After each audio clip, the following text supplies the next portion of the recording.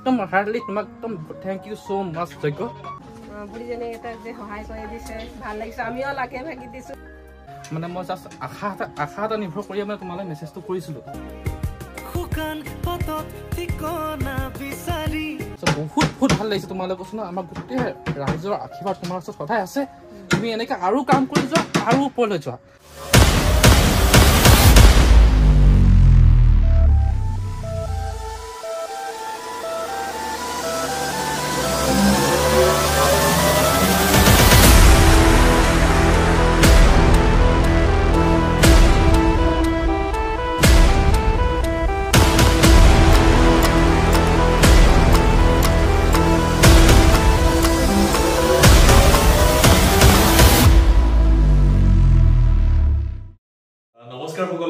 আপোনালোকে এনেকুৱা এখন ঘৰৰ কল্পনা কৰকচোন বা আপোনাক সেই স্থানত আপুনি লৈ যাওকচোন মই যিখন ঘৰৰ কথা ক'ব বিচাৰিছো বা মই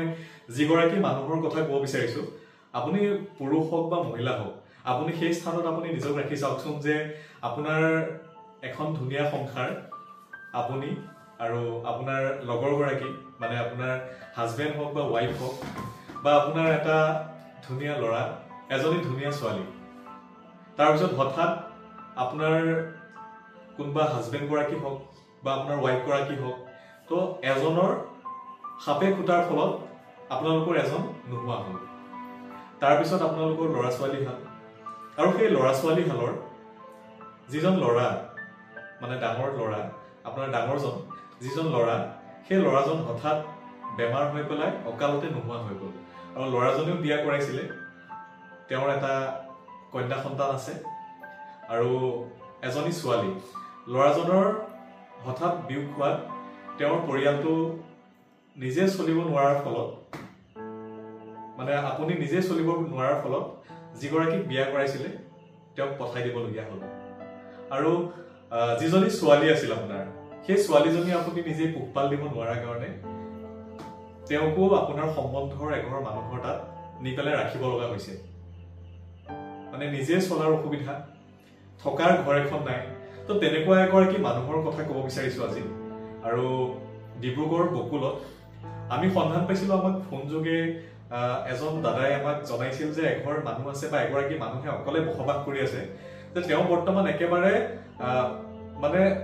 ঠাণ্ডাত হাড় কোপোৱা ঠাণ্ডা বুলি যিটো কয় সেই হাড় কোপোৱা ঠাণ্ডাত তেওঁ তেনেকৈ কপি কপি থাকিব লগা হৈছিল বেৰৰ ডাঙৰ ডাঙৰ ফুটা ঘৰৰ পৰা পানী পৰে আৰু অকলে এগৰাকী বৃদ্ধা মহিলা চৰকাৰী একো সুবিধা তেওঁ ভালমতে আজিলৈকে পোৱা নাই আৰু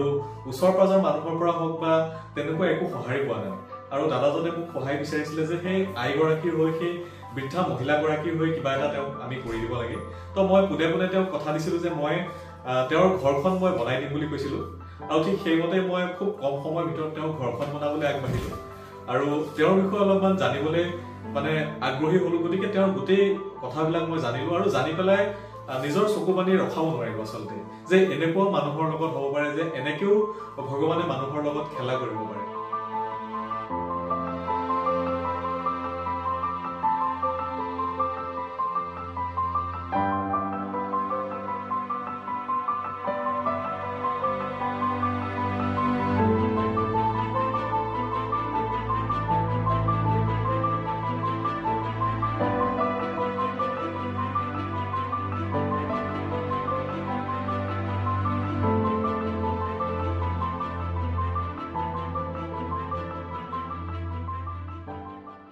আচলতে তেওঁ বহুত কষ্টত জীৱন অতিবাহিত কৰাইছিল বহুত জীৱন মানে কষ্টত জীৱন কটাই আছিল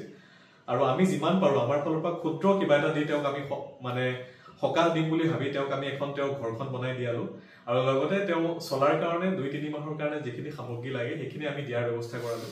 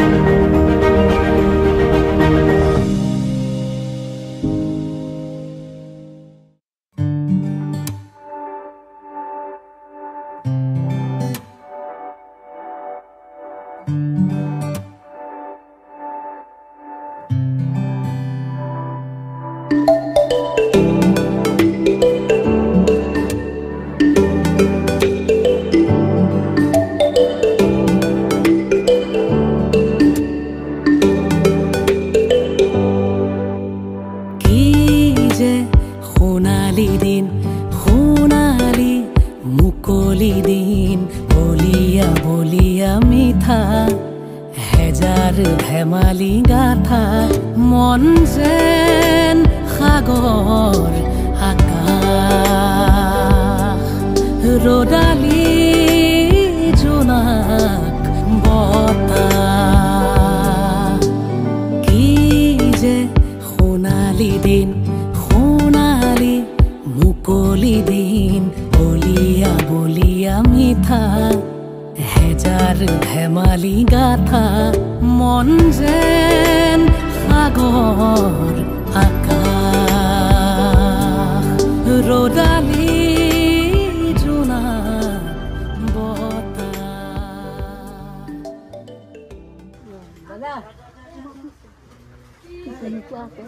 আইতা নতুন কাপোৰ পিন্ধা মই পিন্ধিলোঁ নতুন কাপোৰ ঘৰটো এতিয়া এতিয়া ঘৰটো মোক ভাল লাগিছে ঘৰটো মোক এতিয়া ভাল লাগিছে বৰকে কওক অকণমান ভাল লাগিছে ঘৰটো এতিয়া চাই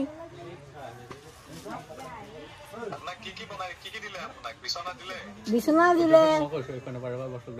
চাউল দালি চব দিলে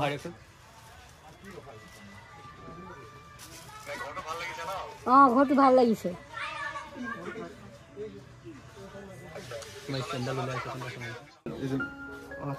থেংক ইউ দেই বহুত বহুত ধন্যবাদ তোমাক মানে বহুত বহুত ধন্যবাদ দেই তোমালৈ মানে মই ইমান আশা কৰা নাছিলোঁ তুমি মানে মই বহুতো কথা পাতি আছিলোঁ তাৰপিছত আগতে তোমাৰ মানে আমাৰ ধৰক ক্লাবৰ ফালৰ পৰা হ'লেও বনাই দিওঁ এতিয়া ধৰা আমাৰ তেনেকৈ সামৰ্থ্য নোহোৱা হৈ গৈছে তাৰপিছতে আইতাগৰাকী ধৰা মোকো মানে মাজে সময়ে কৈ থাকে মানে ঘৰটো বনাই দিবৰ কাৰণে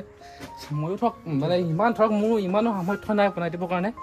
তথাপি ধৰক মানে তোমাক মেছেজটো কৰিলোঁ মই ধৰা তোমাৰ পৰা এনেকুৱা সহায় এটা পাম বুলি ভবাও নাছিলোঁ মানে মই জাষ্ট আশা এটা নিৰ্ভৰ কৰি মানে তোমালৈ মেছেজটো কৰিছিলোঁ তথাপিও তুমি ইমান মানে খন্তেকতে ইমান ধুনীয়া সহায় এটা দিছা আমালৈ আমাৰ সকলোৰে আশীৰ্বাদ তোমাৰ লগত আছে ঠিক আছে লগ পাম খালি এবাৰ আহি দেখা দিবা ধৰা ময়ো ভাল পাম আইতাগৰাকীও ভাল পাব আৰু এইফালে মিন্ময় দা দিগন্ত দা আদি ইমান কষ্ট বহুত বেছি কষ্ট কৰিছে মই ধৰা খুব কম টাইম দিব পাৰিছোঁ দিগন্ত দা পাৰ্থ দা মিন্ময় দাহঁতে মোৰ লগত বাৰে প্ৰতি লাগি আছে বাৰে প্ৰতি মোক গাড়ীত লৈ গৈছে বোলে আমি যাওঁ তোমাক নহ'লে বছে আমাক গালি পাৰিব আপোনাক গোটেই মই লগতে তেওঁলোকক মানে কৈছোঁ যে আপোনালোকক বেয়া নাপাব আমি যিমানখিনি ধৰক পাৰিছোঁ বা ধৰক আমি যিমানখিনি পাৰিছোঁ সামৰ্থ্য অনুযায়ী আপোনালোকক সেইখিনিয়ে দিব পাৰিছোঁ বাকী আমাৰ টকা পইচা নোৱাৰিলেও আমি মানে আমাৰ অন্তৰৰ পৰা আপোনালোক সদায় মৰম থাকিব আৰু আপুনি এনেকৈ আৰু কাম কৰক মানে বহুত ভাল লাগিছে আপোনালোকে কেনেকুৱা লাগিছে ধন্যবাদ যজ্ঞ আমাকো ভাল লাগিছে আপোনালোকে কিবা ক'ব নেকি কওক আমাকো ভাল লাগিছে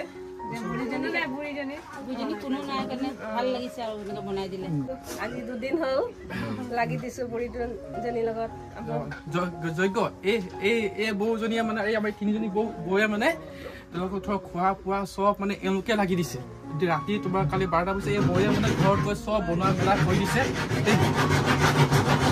তোমাক মানে বহুত আমাৰ গাঁৱৰ ৰাইজে তোমাক বহুত ভাল পাইছে তুমি খালি এবাৰ কেতিয়াবা ডিব্ৰুগড় আহিলে এবাৰ আমাক মানে লগ এটা কৰি যাবা আমি বহুত ভাল পাম মানে আচলতে মানুহবোৰ এনেকুৱা আপুনি আজি যিটো অৱস্থাতে মোক চাই আছে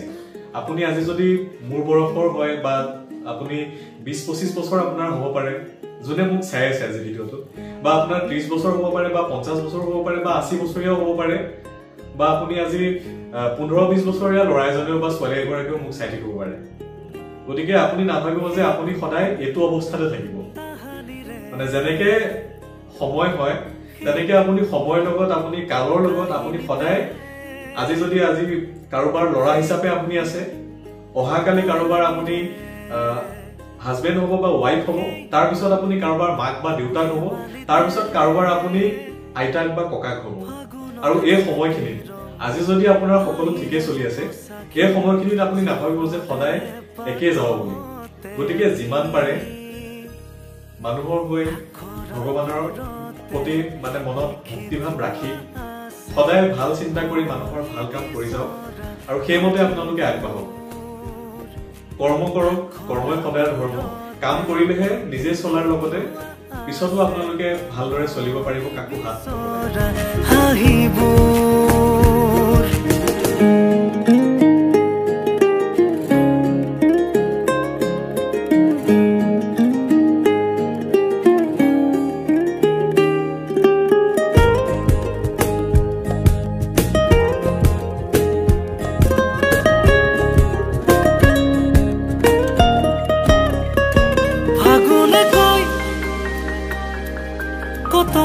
ৰাতিৰ সাঁথৰৰ কাহিনী শুকান পথত ঠিকনা বিচাৰি ফাগুনে কৈ কত ৰাতিৰ সাঁথৰৰ কাহিনী বলিয়া বিচাৰি হুহুৰিয়াই চিনাকি বাট কত যে অহা যোৱা ঘুমতিয়াই বিচাৰি ইয়াত কত যে অগা দেৱা তো যিগৰাকী আইৰ কথা আপোনালোকক কৈ আছিলো যিগৰাকী আইতাৰ কথা কৈ আছিলো তো আচলতে তেওঁৰ ল'ৰা এজন আছিলে ছোৱালী এজনী আছিল আৰু তেওঁৰ হাজবেণ্ডজন আৰু হাজবেণ্ডজনক তেওঁৰ সাপে খুটি পেলাই তেওঁৰ মৃত্যু হ'ল আৰু যিজন ল'ৰা আছিলে ল'ৰাজনে বিয়া কৰালে বিয়া কৰাৰ পিছত তেওঁৰ কন্যা সন্তান এটিও জন্ম হ'ল মানে তেওঁৰ নাতিনীয়েকো হ'ল কিন্তু ল'ৰাজনৰ অকালতে মৃত্যু হ'ল মানে তেওঁ বেমাৰ হৈ পেলাই ল'ৰাজনৰ মৃত্যু হ'ল ফলত তেওঁৰ পৰিবাৰটো মানে তেওঁৰ সংসাৰখনো ঠাণ্ডা হৈ পেলাই নোহোৱা হৈ গ'ল আৰু যিজনী ছোৱালী আছিল তেওঁৰ বয়স মাত্ৰ 13-14 বছৰ বৰ্তমান মানে আজিৰ ডেটত গতিকে তেওঁ আইতাগৰাকীয়ে নিজে চলিব নোৱাৰে নিজৰে থকাৰ সুবিধা নাই গতিকে সেই ছোৱালীজনীও কোনোবা সম্বন্ধীয় এঘৰৰ মানুহত আছে য'ত তেওঁ মানে সেই ছোৱালীজনীক ৰাখি থৈছে তেওঁ তাতে ডাঙৰ দীঘল হওক বুলি আৰু আইতাগৰাকীৰ গোটেই কাহিনীটো মই যেতিয়া মানে পাইছিলো বা আইতাগৰাকীৰ গোটেই বস্তুখিনি মই ভিডিঅ' কল যোগে চাইছিলো আৰু তেতিয়াই মই সংকল্প লৈছিলো যে আইগৰাকীৰ মই ঘৰখন বনাই দিম বুলি আৰু আমাৰ ফালৰ পৰা যিখিনি পাৰো আমি সহায় কৰিম বুলি আৰু সেইমতে আমি আমাৰ টিমৰ মানে তাতে শিৱসাগৰ ডিব্ৰুগড় তাতে আমাৰ ডিব্ৰুগড় যিটো অফিচ আছিলে ডিব্ৰুগড় অফিচৰ আমাৰ যিকেইজন ষ্টাফ আছিলে তেওঁলোকক লগালগ পঠাই পেলাই এটা ছাৰ্ভে কৰালো যে হয় নে নহয় কথাখিনি ঠিকে আছে নে নাই যে ফেক হয় নেকি বা ঠিকে হয় নে নহয় তো পিছদিনাই গৈ ছাৰ্ভে কৰি পেলাই দেখিলে যে হয় মানে আইগৰাকীয়ে সঁচাকে এই ধৰণে ইমান কষ্টত থাকিবলগীয়া হৈছে আৰু সেই সময়খিনিত বহুত বেছি ঠাণ্ডাও আছিলে আজি প্ৰায় 1.5 মাহৰ আগৰ কথা বহুত বেছি ঠাণ্ডা আছিলে গতিকে আমি যিমান পাৰো সোনকালে তেওঁৰ ঘৰখন বনাই দিয়াৰ মানে পৰিকল্পনা কৰি আমি তেওঁৰ ঘৰখন বনাই দিয়াৰ মানে পণ ললো আৰু খুব সোনকালে আমাৰ গুৱাহাটীৰ পৰা আমাৰ নগাঁৱৰ পৰা আমাৰ দুজনমান ভাতৃক তাত পঠাই দি পেলাই যিমান যি আচবাব লাগে গোটেই আচবাবখিনি কিনালো লগতে ঘৰখন বনোৱাৰ যিখিনি সামগ্ৰী লাগে সেই গোটেই বস্তুখিনি আমি ৰেডি কৰি তাতে মাত্ৰ আপোনালোকে শুনি আচৰিত হ'ব 2 দিনৰ ভিতৰতে আমি গোটেই ঘৰখন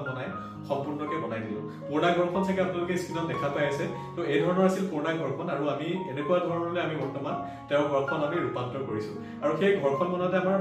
2 দিনৰ ভিতৰতে আমি সম্পূৰ্ণ কৰিলো আৰু আশে-পাশে বহুতখিনি মানুহ আহিছিল তেওঁলোককো বহুত ধন্যবাদ তেওঁলোকেও বহুত আমাক সহায় কৰিলে আৰু মই যাব নোৱাৰিলো যদি ভিডিঅ' কল যোগে হওক ফোন যোগে হওক প্ৰত্যেকটো কথা খবৰ লৈ পেলাই খবৰ ৰাখি তেওঁলোকৰ কামবোৰ চাই আছিলো আৰু ঘৰখন বনাই সম্পূৰ্ণ হোৱাৰ পিছত তেওঁক আইতাগৰাকীৰ কাপোৰ কানিও নাছিল বিছনাও নাছিল বা আলনা এডালো নাছিল গতিকে তেওঁৰ কাৰণে মই সেইখিনি সামগ্ৰীও আনি পেলাই আলনা এডাল হওক বিছনা হওক বা তেওঁৰ যিখিনি কাপোৰ কানি লাগে অলপমান কাপোৰ কানি আৰু 2-3 মাহৰ কাৰণে খোৱাৰ বজাৰ পাতি আইতাগৰাকীক কৰি দিলো আৰু ভৱিষ্যতেও যিখিনি লাগে সেইখিনি আমি আমাৰ ফালৰ পৰা চাম বুলি তেওঁক আমি অলৰেডি কথা দিছো তো আমি এবাৰ চাম মানে আমি চাম তেওঁ বাকি কি ধৰণে চলি আছে সেই বস্তুবোৰ আমাৰ ফালৰ পৰা আমি খবৰ ৰাখি পেলাই ভৱিষ্যতেও আমি তেওঁক যিখিনি পাৰো আমি সহায় কৰি যাম আৰু আইগৰাকীৰ নাম কুন্তি ৰবিদাস শিৱসাগৰৰ ডিব্ৰুগড়ৰ বকুলত তেওঁৰ ঘৰ ধন্যবাদ আহিছো বাই বাই